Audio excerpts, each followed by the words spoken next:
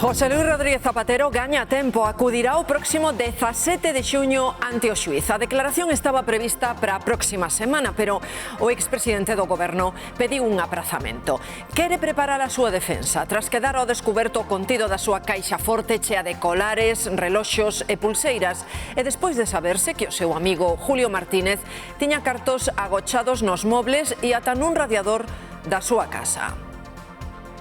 Que tal? Moi boas tardes. A Pedro Sánchez este movimento xudicial píllao en Italia. Ali dixo que mañá vai falar ante a prensa, pero de momento mantén o seu apoio ao expresidente e mantén a súa intención de esgotar a legislatura mentres crecen as voces que piden un adianto electoral. A última é a do presidente de Castela Mancha. Moción de confianza ou cuestión de confianza ou elecciones. Que los socialistas tenemos que poner el interés de España por encima del interés del Partido Socialista. Van avanzando os traballos para desdobrar a autovía Brión-Noia. O primeiro treito novo vai estar listo a partir do ano que ven. Esta infraestructura renóvase para mellorar a mobilidade de 160.000 veciños e reducir os accidentes nalgúns tramos. A mesta néboa de primeira hora complicaba a actividade no aeroporto de Alvedro. Houbo que desviar ata 3 voos. Os 2 que viñan de Madrid volveron á capital e un de Barcelona acabou tomando terra no aeroporto asturiano. O avión que viña de Barcelona non pudo baixar aquí pola niebla e foi para Oviedo. Entonces viña do Oviedo para aquí vacío. A traxedia cebouse con Bélxica esta mañá nun accidente en que morreron 4 persoas. Foi na colisión dun tren cun autobús escolar. 2 das vítimas mortais son nenos. O bus bateu contra o tren de pasaxeiros nun paso a nivel por causas que aínda se investigan. E empezan a notarse nas rúas de Vigo os paros dos traballadores da recollida do lixo. Aínda que hai decretados servizos mínimos, cada día quedan sen recoller na cidade ata 350 toneladas de lixo. A festa do Deportivo non se detén, os xogadores seguen celebrando o ascenso cos afeccionados, tamén coas institucións. Hoxe visitaron a Praza do Obradoiro e recibiunos o presidente da Xunta. Faise realidade a renovación de Iago Aspas. Esta mañá foi a conferencia de prensa por este motivo. Dianteiro de Moaña, capitán do Celta, vai seguir un ano máis no verde para despois incorporarse á estrutura de entidade de Vigo. Tivemos unha mañá cuberta na costa, no resto manda o sol en Galicia, aínda que as temperaturas baixan un pouco, sobre todo en zonas da Coruña e do norte de Lugo. Para mañá teremos máis calor e, ollo, volven as tormentas.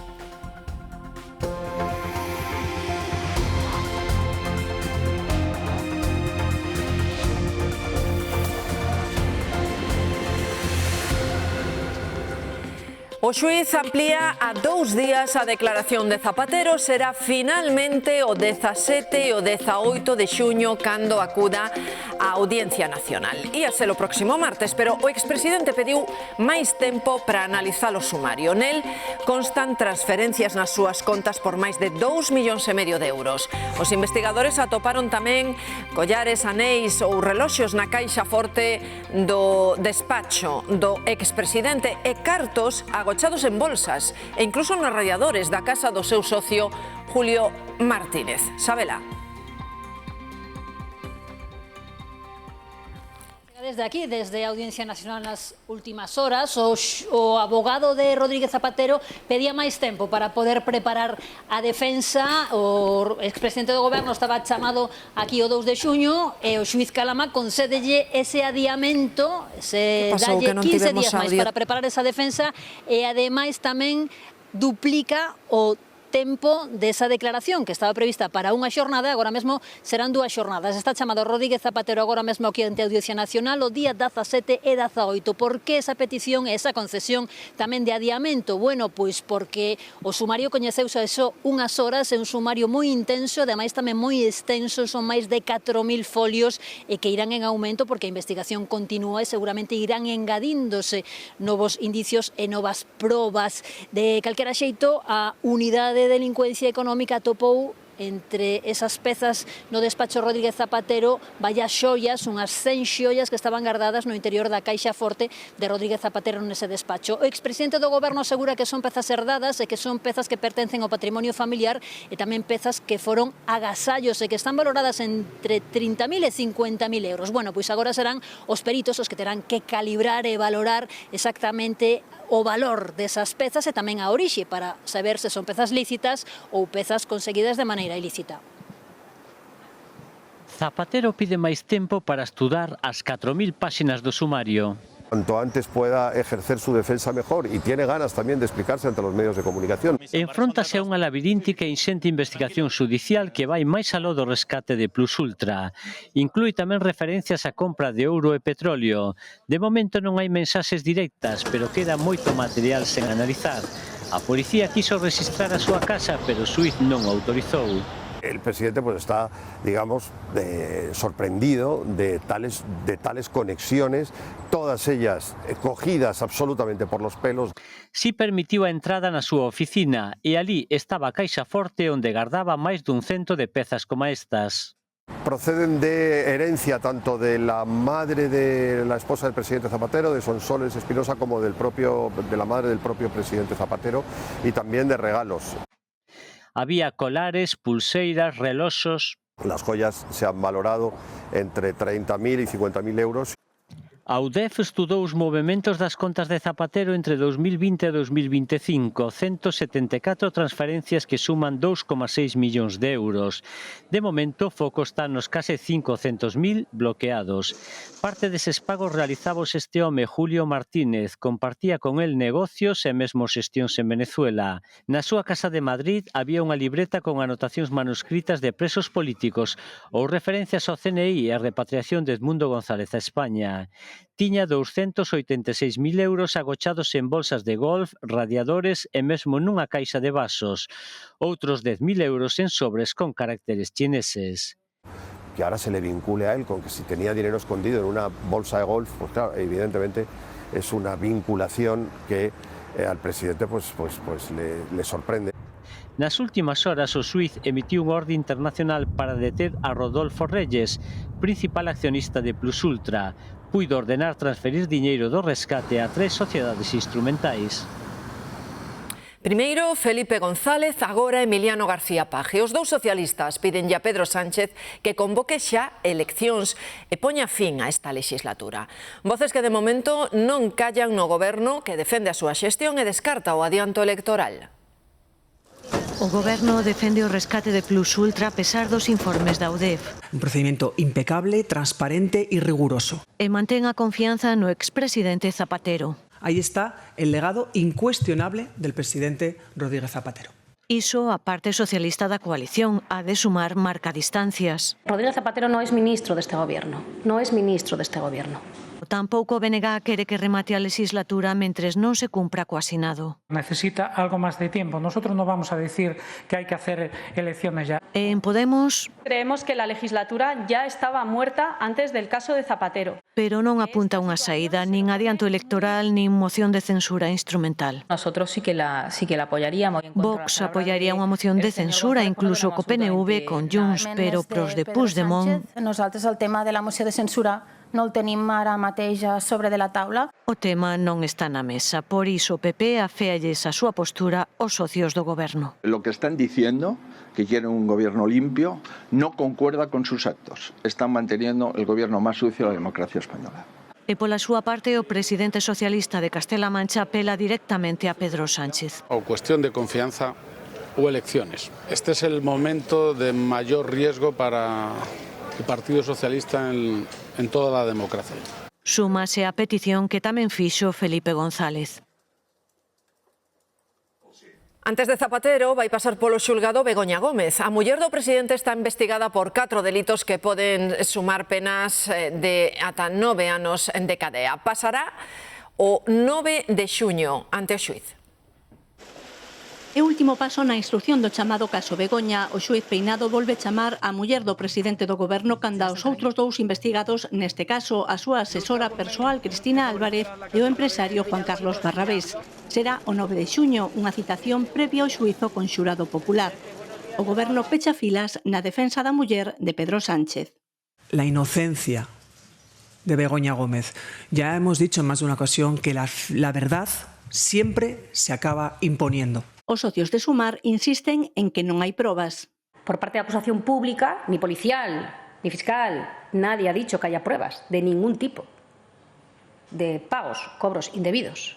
E o Partido Popular ve indicios claros nos informes da UCO. Begoña Gómez se aprovechó de su condición de mujer del Gobierno para llevar a cabo todos estos negocios.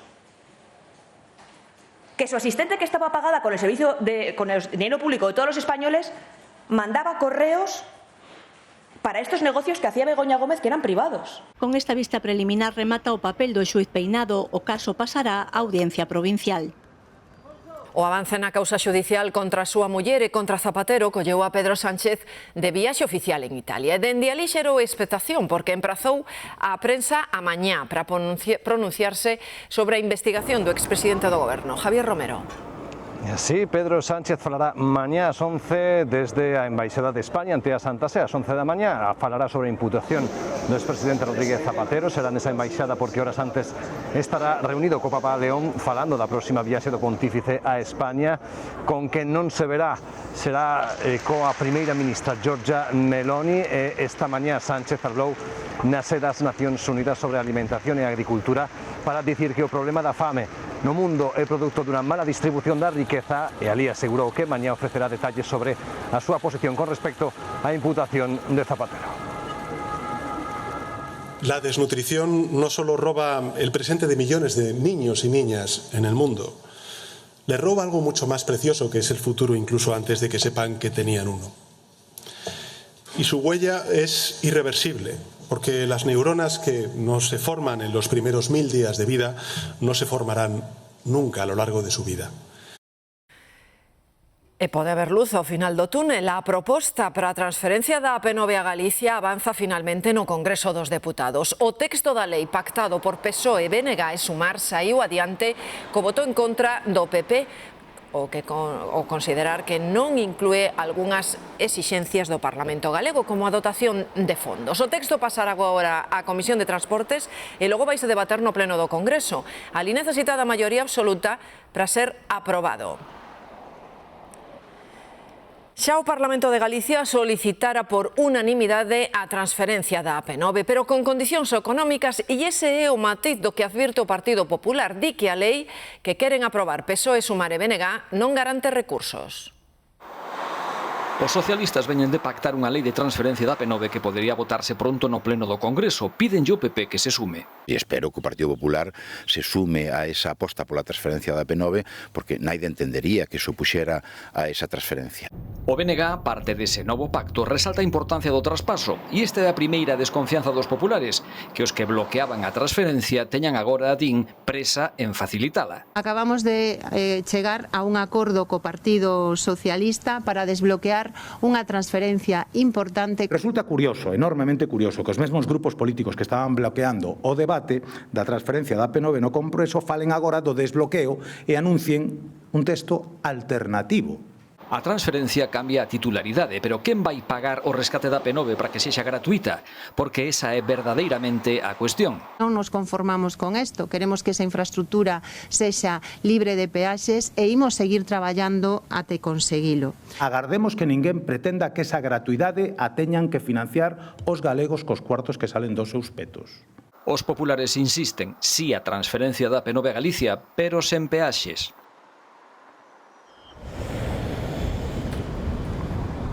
E estas son imaxes do último accidente no corredor Brión-Noia. Foi onte pola tarde, bateron 5 coches e houbo que cortar a vía. Unha triste imaxe que se repite máis do que queríamos. Para reducir os accidentes, o corredor Brión-Noia estáse a converter en autovía e prevese que o ano que ven este rematado xa o primeiro tramo, 5 kilómetros, que buscan mellorar a mobilidade. Gloria. Sí, este primeiro treito vai mellorar a mobilidade e a seguridade de 160.000 veciños de Santiago e da comarca da Barbanza. A Xunta inviste máis de 11 millóns de euros nesta primeira fase entre Brión e Urdilde, un vial que entronca directamente ca autovía xa en funcionamento entre Santiago e Brión.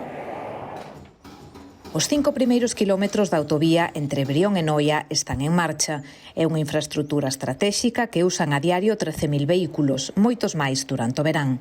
Máis seguridade vial, máis comodidade, máis rapidez, máis desenvolvemento e por eso estamos facendo esta obra que ademais os cálculos son 13.000 vehículos diarios, 160.000 persoas no entorno. Este primeiro treito entre Brión e Urdilde estará en marcha o ano que ven, pero a Xunta pon a vista en seguir avanzando para que haxa unha autovía completa entre Santiago e Noia. O ano 27 ten que rematar con esta autovía en servicio. E hai que empezar xa a pensar no seguinte tramo. O obxectivo é que 8 de cada 10 galegos teñan unha vía de alta capacidade a menos de 10 ou 15 kilómetros da súa casa. Pois xa lle lo dicíamos, ese corredor é un punto habitual de accidentes. É unha vía de case 18 kilómetros construída para dar unha alternativa á estrada convencional entre Santiago e Noia. Un percorrido que multiplica o tráfico nos meses de verán e a máis tráfico, máis incidencias. Os despistes que é o máis común, mirando o móvil, despistes de tal, un freazo do vehículo do anterior e non ir cumplindo ca distancia de seguridade. Son os accidentes máis comuns e é relativamente frecuente que os haxa. Dende 2015 suman case 170. Un por mes, casi. Levamos esa media. O ano pasado foron 9, pero bueno, o ano anterior foron 13, o ano anterior aí. A maioría son accidentes leves, pero aquí xa deixaron a vida 3 persoas dende 2022. A 90 km por hora multiplícanse os riscos en caso de choque frontal. Polo que apuntan os usuarios, aquí moitos exceden ese límite. Bueno, corren bastante. A velocidade é bastante. Algúns apretan algo demasiado. De feito, na zona do radar non hai accidentes. Hainos máis adiante e ao lado non hai nada. Calcúlase que por este corredor poden circular de media uns 10.000 vehículos diarios. Patronal, escoita, estamos en loita! Ti sabes as casas porque traballas aquí, pero Segunda xornada de folga do sector do metal na provincia da Coruña, os traballadores cortaron a primeiras horas do día o acceso na Navantia Ferrol.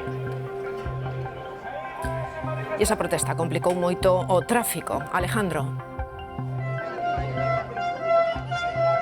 Sí, aquí en Santiago as protestas comezaron xa pola mañá con piquetes que percorreron o polígono do Tambre e que incluso chegaron a comprometer a circulación a primeira hora desta xornada. Tamén percorreron as rúas de Compostela nunha manifestación con remate no Parque da Alameda. Piden o desbloqueo da negociación dun novo convenio laboral con melloras salariais, melloras laborais e tamén melloras en materia de prevención de riscos. Din os sindicatos que se a patronal non presenta unha proposta acorde coas súas peticións, continuarán as protestas. De feito, mañá está convocado un novo día de folga aquí na provincia da Coruña.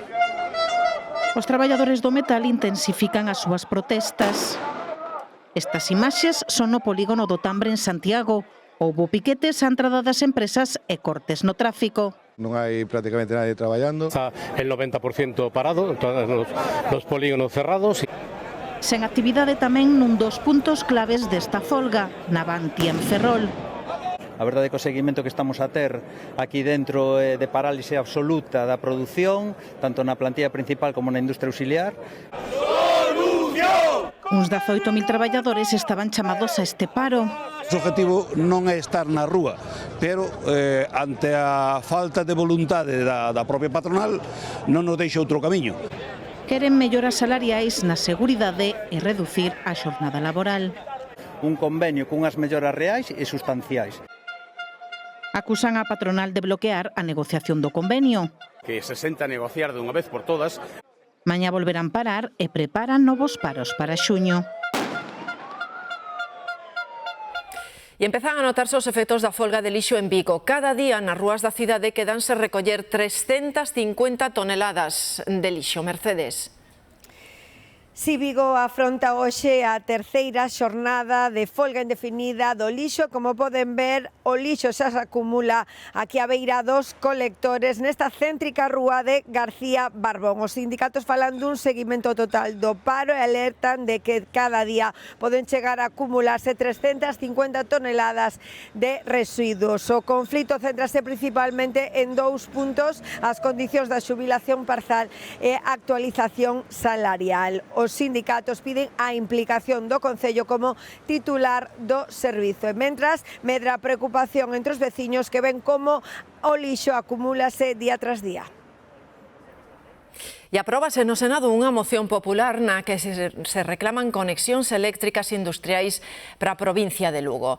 Non están agora mesmo contempladas na planificación do Ministerio. El Gobierno, en el encuentro con la conselleira, ha demostrado la receptividad a incluir a Lugo. Entonces, no hablen como si el procedimiento estuviera acabado y ya estuviera excluido. Si red eléctrica suficiente, no hay industria, no hay empleo, no hay futuro. La planificación eléctrica actual condena a Lugo a perder inversiones, empresas y población. Prefiren saber vostedes o que van cobrar antes de facer unha entrevista de traballo? Antes lo preguntaba, pero yo últimamente como que ya te descartan cuando lo preguntas. Hombre, es importante saber cuánto vas a cobrar a la hora de empezar a trabajar. Si no te compensa económicamente, pues prefieres buscar otro sitio. Sí. Pois saiban que unha directiva europea obriga as empresas a facer públicas o salario cando ofertan un posto de traballo. Ademais, non van poder preguntar polo soldo anterior aos candidatos. Para a maioría é o elemento fundamental a hora de optar a un traballo. La gente al fin y al cabo trabaja por un sueldo, así que si no sabes cuánto vas a cobrar y si tienes la posibilidad de buscar otro lado... Que te informen del salario, porque al final te dicen algo y luego te terminan ofreciendo otra cosa. Sempre resulta moi incómodo. Entón xa é algo que debería salir deles. Para algúns, en cambio, é secundario. En el trabajo en el que estoy ahora no sé cuánto voy a cobrar por mes, pero es por un tema de que me da vergüenza a mí mismo preguntarlo. Nivel de horario y días de descanso. Depende de lo que estés buscando, si buscas estabilidad o buscas un buen sueldo. A partir de agora xa non haberá dúbidas. As empresas deben publicar ese dato cando ofertan a praza, antes das entrevistas. Ten que estar publicado previamente o rango salarial para ese posto de traballo que se oferta. E ademais, despois na entrevista de traballo, a normativa proíbe expresamente que ao candidato se lle fagan preguntas sobre o que viña percibindo salarialmente no posto que desempeñaba con anterioridade. As ofertas deben ser neutras en canto ao xénero. O que persigue a norma é eliminar a fenda salarial entre homes e mulleres. En esos informes se revela que existe unha brecha salarial de máis do 5% ou igual ao 5%, terían que facer unha avaliación conxunta retributiva cos representantes dos traballadores. Os Estados da Unión teñen de tope ata o 7 de xuño para incorporar a directiva á súa legislación laboral. Facer vídeos sexuais falsos ou de pornografía infantil con intelixencia artificial está prohibido. Son dous supostos que recolle a nova lei que o Goberno vai levar ás Cortes e que prevé penas de ata 35 millóns de euros. Unha das principais preocupacións é protexer a nenos e nenas dun mal uso da intelixencia artificial. Genera un grave problema. ¿Por qué? Pues porque es una herramienta muy accesible que permite que los adolescentes puedan crear cualquier tipo de imagen, vídeo o contenido que pueda servir para hacer acoso a un tercero. Ese é un dos usos que proíbe a nova lei de intelixencia artificial que vai aprobar o Goberno. Busca acabar coa creación de vídeos sexuais falsos ou pornografía infantil. Había herramientas conocidas por todos de inteligencia artificial, alguna de una red social muy importante que estaba siendo usada en España, en los colegios, no en los colegios, por algunos niños y niñas, evidentemente, que estaban suplantando personalidad, que estaban utilizando fotografías de compañeras de clase para generar imágenes de contenido sexual. Esto estaba pasando y esto está prohibido. A intelixencia artificial tampouco poderá empregarse para manipular as nosas decisións con técnicas subliminais ou para recoñecer emocións. Estamos viendo cómo nuevas tendencias como la inteligencia artificial están ayudando a los malos, por decirlo de alguna manera, a ser cada vez como más capaces de hacer ataques más efectivos. Os que infrinxan estas normas baseadas no Regulamento Europeo poderán enfrontarse a sancións de entre 6.000 e 35 millóns de euros. En Madrid xa se nota a visita do Papa León XIV. A capital está acondicionando a contorna da Praza de Cibeles, porque ese punto vai acoller un dos actos máis multitudinarios da visita prevista a partir do día 6 de xuño. O dispositivo de seguridade vai superar incluso o que se organizou pro cumio da OTAN do 22, no que viñeron mandatarios de todo o mundo. Hoxe foi declarado evento de interese especial. Esta concorridísima xuntanza é unha das 80 en que as distintas administracións e entidades implicadas na estancia de León XIV en España do 6 ao 12 de xuño coordinan as axendas e priman sobre todo as medidas de seguridade. Se activarán 10.500 efectivos de Policía Nacional, 2.190 de Guardia Civil, además de aquellos que se pongan a disposición de Mossos de Escuadra o policías locales. Se va a realizar la mayor movilización policial de nuestra historia democrática. Xustifican esta cobertura sen precedentes en que se vive unha conxuntura internacional complicada en que vai haber actos multitudinarios. Pro domingo 7 en Madrid agardan 1 millón de persoas. A máis desta excepcional cobertura en seguridade, a visita papal beneficiarase do novo decreto aprobado este martes para que as empresas patrocinadoras de proxectos culturais, deportivos ou sociais relevantes se poidan beneficiar de deducións fiscais.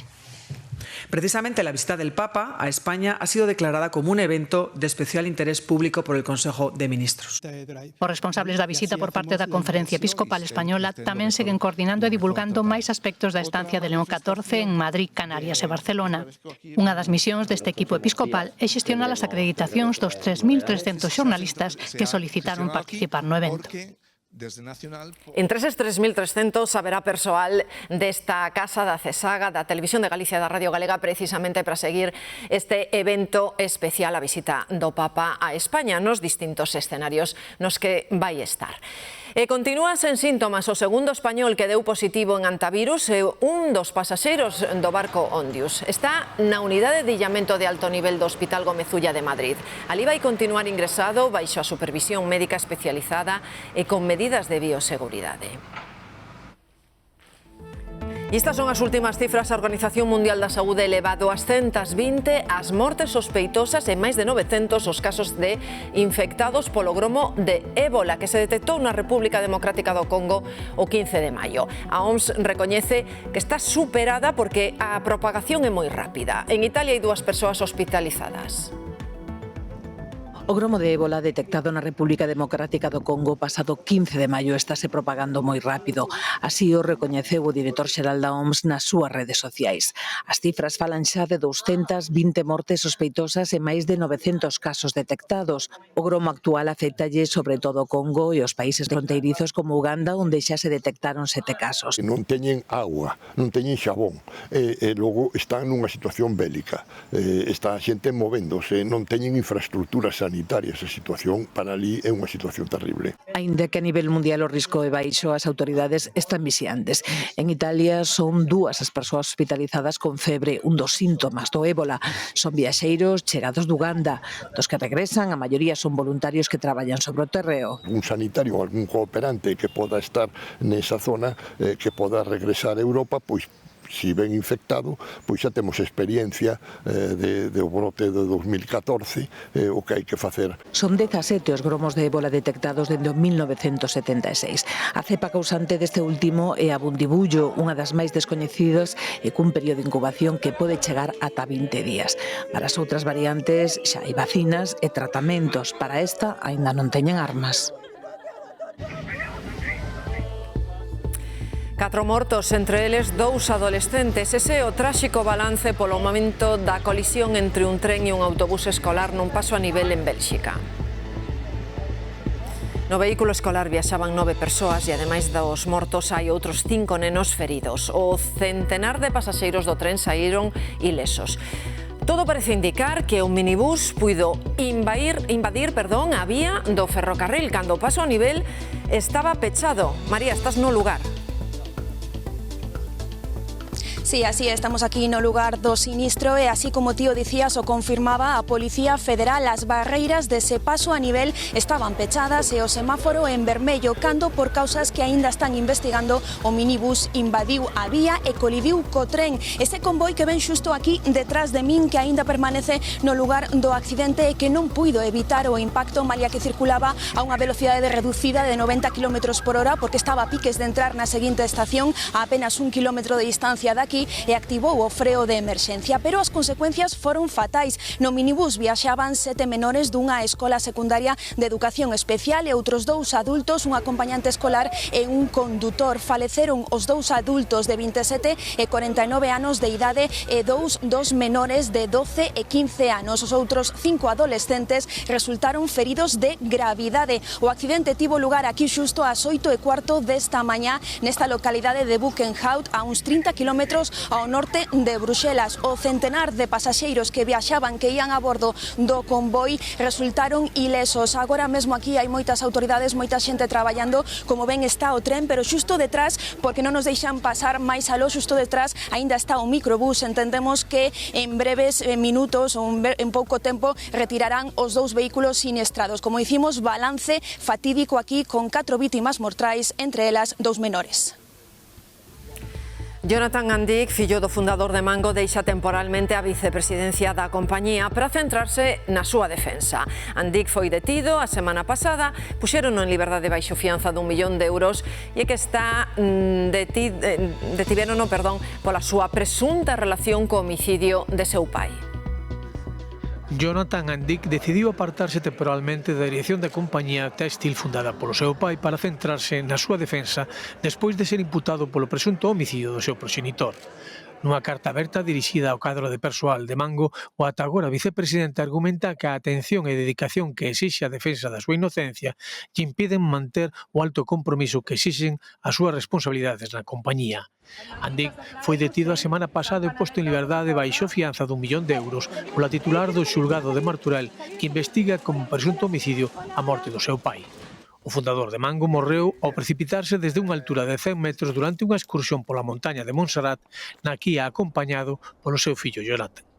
A autopsia realizada ao cadáver do empresario sinala que as lesións descartan prácticamente que a caída fose debida a un esbarón ou tropezo. Na carta dirixida aos traballadores de Mango, Jonathan Andic mantén que a acusación de homicidio é inxusta e infundada e denuncia que se construíse un relato descontextualizado e falso do sucedido, aínda que se mostra convencido de poder demostrar a súa inocencia. Hai 2 persoas investigadas por explotar sexualmente mulleres 24 horas ao día, 7 días á semana. É o último operativo desenvolvido en Cangas contra a prostitución. Persianas baixadas de día nas que de noite se ve festa constante son palabras dos veciños entendendo por festa traballos sexuais. Si ves máis cedo, escoitas os jadeos aí dándolle palé. Outro día topei uns calzoncillos tirados por aquí, preservativos. O informe da Garda Civil confirma o inferno. 24 horas dispoñibles, 7 días á semana e sempre vixiadas. Obrigadas a consumir alcohol e a drogarse cos clientes para animalos a eles e aumentar os ingresos. Un dos detalles que máis lle sorprendeu aos investigadores é que lles ensinaron técnicas para fixir que seguían consumindo cando o corpo xa non lles daba para máis. Tampouco faltaba a venda de Viagra. Movíanas e íanas cambiando por pisos de Cangas. Hubo gente jovencita e outras un pouco máis maduras. E unha persoa que estaba como un zombi e bastante drogada, a verdade. Sospeitase que hai varias vivendas e tamén en Vilagarcía. O movimento non pasaba desapercibido. Hai 2 investigados, unha muller de Cambados e un home de Bueu que xa leva anos asentado na vila, os 2 con antecedentes por feitos similares. De feito, a zona xa lle viña dun local de hostalería que xestionou coa nai. Trabajaban como prostitutas las chicas que tenían una chica trabajando que parecía menor de edad, bajo los efectos de sustancias, muchas veces, porque no podía casi ni llevar ni la bandeja. Non hai cifra oficial de vítimas nin houbo liberación de mulleres porque elas non quixeron denunciar, mas a súa situación de explotación din que é voluntario.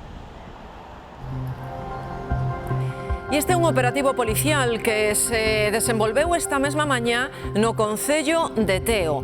Axentes da Policía e da Axencia Tributaria participaron no rexistro dun almacén. Nestas imaxes vemos como os axentes sacan varias plantas que poderían ser marihuana, aínda que de momento non trascendeu máis información deste operativo que se desenvolvía, como lles digo, nas últimas horas en Teo, concretamente en Montouto. E así acabou un coche en Santiago. Unha muller tentaba aparcalo cando, aínda non sabemos como, caeu por un desnivel de 5 metros e acabou no río. Non houbo feridos, pero a condutora tiña un bo susto no corpo, igual que o seu marido, que baixou do coche segundos antes. O incendio forestal declarado este domingo no Parque Natural de Doñana continúa activo, pero evoluciona favorablemente. 8 helicópteros e avións anfibios incorporáronse ao traballo de extinción. Por terra seguen despregados 70 bombeiros forestais e 6 autobombas. O incendio arrasou máis de 250 hectáreas de momento e mantense confinado entre as dunas da praia e as marismas. Boa parte de Europa sofre unha vaga de calor que está marcando récords de temperatura para esta época do ano, maio. Capitais europeas como Lisboa acadaba onte os 32 graus. Esa mesma temperatura máxima era a que marcaban tamén os termómetros en Madrid. Máis calor fixo en Londres, onde chegaron a unha máxima dos 33 graus e medio, aínda que hoxe poden subir aquí ata os 35. En París poden chegar a eses graus, 35, onde estaban alrededor dos 31 graus. Mesmo a capital belga, Bruxelas, acadaba esa mesma temperatura. Son, como decimos, temperaturas máis propias do verán que parece van continuar toda esta semana. E a vaga de calor deixou os primeiros mortos, 7 en Francia. Morreron 2 persoas mentres facían deporte e 5 son mortos indirectos porque afogaron mentre se bañaban. Esa foi a causa tamén do falecemento de 4 adolescentes no Reino Unido. Cando o calor apreta, hai empresas que adaptan o horario de traballo para evitar as horas coas temperaturas máis altas, pero non todas poden. Tengo más remedio que trabajar en el exterior, tanto por la mañana como por la tarde, incluso en las horas que más pega el sol. Entonces, pues hidratarme mucho, mucha agua, agua fría. Importante tamén protexerse do sol e facer descansos. Está demasiado calor, diz que paremos un rato para que non seamos tan expostos. Para protexer os traballadores da hostelería, a nova normativa establece que en episodios de calor extremo non se poderán usar as terrazas a non ser que teñan medidas que mitiguen esas altas temperaturas. Entón, ou ben poñer nebulizadores, ou ben poñer unhas pérgolas, ou ben poñer algo de sombra. Medidas para refrescar pendentes aínda de implantar na maior parte das terrazas. Cerramos de 3 a 7 normalmente, que son as horas fuertes de calor, porque aquí non hai quen pare na Plaza Mayor. Os expertos lembran que debemos evitar sair á rúa nas horas centrais do día e hidratarse ben, especialmente os colectivos vulnerables. Niños pequeños y también la gente mayor, ¿vale? Porque sobre todo la gente mayor, pues se olvida de beber, entonces recordarle o insistir que tiene que beber mucha agua. Medidas para evitar complicacións polas altas temperaturas. O avión que viña de Barcelona pues non pudo baixar aquí pola niebla e foi para Oviedo, entonces viña do Oviedo para aquí de vacío. Nosotros estamos esperando un vuelo que viene de Madrid. La llegada estaba prevista para las 11:50, pero sí que pone que viene retrasado. Os afectados polo desvío de voos no aeroporto de Alvedro a causa dunha mesta néboa contáronnos o complicado que foi a súa xornada. Ademais de desvíos, houbo algunha cancelación, Nuria. Sí, a mala visibilidade condicionou, Marta, a primeira hora a operatividade deste aeroporto de Alvedro. Foron desviados 3 voos, 2 procedentes de Madrid que tiveron que volver ao aeroporto de Barajas e un terceiro que viña de Barcelona e que finalmente acabou aterrando en Oviedo. A consecuencia diso tamén foron cancelados 2 voos que tiñan que sair daqui da Coruña con destino á capital, a Madrid, deixando a moitos pasaxeiros en terra. Horas, por tanto, de bastante incertidumbre. Agora a situación é moito mellor aquí nesta terminal. Xa se recuperou case por completo a normalidade. Isto acontece ademais na penúltima xornada en que este aeroporto ten que asumir boa parte do tráfico aéreo que foi cancelado a raíz das obras que se están facendo no aeroporto de Santiago o Rosalía de Castro, que abrirá este mesmo xoves. O vigués Carlos Cárdenas foi piloto militar. Hoxe mira no aire o seu fillo que manexa o mesmo avión ca el. Está participando nos actos previos ao desfile das Forzas Armadas que arrincaron esta mañá en Vigo. O desfile central vaise celebrar o próximo sábado, pero toda esta semana xa hai en Vigo diferentes actividades para dar a coñecer o labor e os medios cos que conta o Exército Español. María e Carlos buscan o seu fillo no ceo de Samil. O pai foi piloto de Harrier. Agora o mozo, Gonzalo, manexa ese mesmo reactor. Chega dende un portaavións que navega rumbo a Vigo. No se necesitan ningunas habilidades especiales. Lo que sí hace falta, hay que superar un curso que es bastante complicado, bastante difícil. En Estados Unidos, 2 años, haces el adiestramiento con los pilotos americanos, pero es cuestión de práctica. El nervio siempre está ahí. Hombre, siempre esperas que no pase nada, siempre tienen esa oportunidad de eyectarse si pasa algo, pero claro, rezas para que eso no llegue. Era o ensaio para a exhibición aérea que se celebrará aquí o venres. No centro de Vigo xa abriu unha exposición de vehículos terrestres. Só se disparan fotos, moitas. Esto es precioso, no es lo que teníamos antes. Los coches que están grandes con las metralletas y todo me ha llamado bastante la atención. La emoción de los niños. A mí me parece súper bien que los coles los traigan hasta aquí, que el ejército se preste para hacer todo este tipo de cosas. Les estamos trasladando que son necesarias, pero que non temos que confundir o estado de guerra co estado de paz. Ao longo da semana haberá máis actos en Vigo, dende unha revista naval a un encontro de música militar.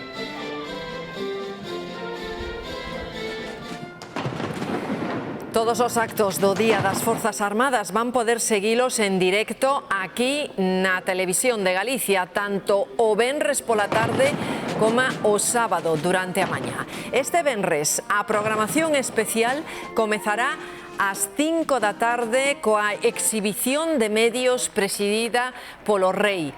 E o sábado comezaremos coa retransmisión ás 12 do mediodía e o acto central que presiden os Reis. A Xunta pide ao Goberno Central que cumpra co financiamento da Lei de Dependencia. Di que Galicia é unha das autonomías con máis ratio de cobertura por riba do 99% e que no último ano fomos unha das comunidades que, sen embargo, reducimos máis a lista de agarda. Tan só en un ano nos deixou de ingresar a Xunta de Galicia, pero sobre todo ao peto, ao bolsillo de todos os dependentes galegos, máis de 250 millóns de euros, co cal se acumula unha débeda con Galicia, coa nosa comunidade e con todos os maiores de máis de 3.000 millóns de euros. Santiago concentra en 4 días os 32 espectáculos de teatro e danza que percorrerán teatros e auditorios en concellos de toda Galicia durante os próximos 6 meses. Son actividades e novidades que se están presentando na Galicia Escena Pro. Este musical de Ártica, o libro da selva, en versión libre, un dos 32 espectáculos da Feira Galicia Escena Pro. Son 13 anos xa ponendo en contacto as compañías de teatro e danza cos programadores dos concellos e os directores de teatros e auditorios que preparan a axenda cultural do próximo semestre. Pero son tamén espectáculos abertos ao público. Parte de darlle esa posibilidad á ciudadanía é importante tamén para os programadores ver como a xente percibe a función e a súa resposta para tomar a decisión de programalo ou non programalo. E para min estar, por exemplo, na feira, unha maneira de que coñezan o teu traballo, non é unha praza fácil, tamén hai que decirlo. Fran Sieira presenta Ben Querer, que xa estreou en febreiro e que agora abre xira. É un show de danza acompañado, é a primeira vez que temos música en directo, Camaño e Meixeiras, a peza que fala do autocuidado emocional, e de esos momentos de permitirnos parar. Hai reunións para pechar acordos e datas, cada programador cos seus criterios. Pois compañías máis consolidadas, con compañías emerxentes, que sea un pouco variada, que tamén estén presentes pois todas as artes do movimento. A feira inclúe reunións de pitching para coñecer en que proxectos andan traballando as compañías para a temporada seguinte. O Deportivismo segue celebrando o ascenso á primeira. Mentres uns se axudaban para asinar autógrafos, outros buscaban como situarse no Salón Nobre de Raxoi, o escenario reservado para as recepcións máis importantes. Sería pola relaxación de estar ao lado da casa que o teense David Mella seguía puñéndolle ritmo ás celebracións entre a solemnidade dos tapices do Pazo. Despois dos apretóns de más, discurso do capitán. Para nós é un orgullo representar ao Deportivo e tamén a Galiza cada vez que saímos ao campo. O Deportivo forma parte do patrimonio deportivo e emocional da nosa comunidade. Dese sentimento colectivo tamén falaron os presidentes, o da Xunta e o do Depor, que intercambiaron os uniformes dos seus equipos, Deportivo e Galicia Calidade. Ano de Galicia, o ano que ven, o ano Xacobeo 2027. Que podamos volver a ter un derbi galego, que cando vayades xogar por aí estede representando, por suposto, a cidade da Coruña, pero tamén a toda Galicia. E antes de compartir café coas autoridades, os protagonistas do ascenso seguiron como empezou a recepción, asinando autógrafos. E chegaron a Santiago nunha xornada con sol. Hoxe teremos unha tarde despexada en toda Galicia. Quedan esas brétemas aí prendidas nesa área da Coruña e as temperaturas máximas algo en descenso. Mais cando rematen os deportes. Falamos coa Hora Galega do síndrome de Noé. Hoxe, Quique. Que tal, Marta? Moi boas. Que pasa cando se xuntan as boas persoas? Pois que lles poden cambiar a vida a quen o precisa. E María precisa o moito. Contámoslo hoxe ás 6:15 no Hora Galega. Nos encantadísimos de que pasen a tarde con nós.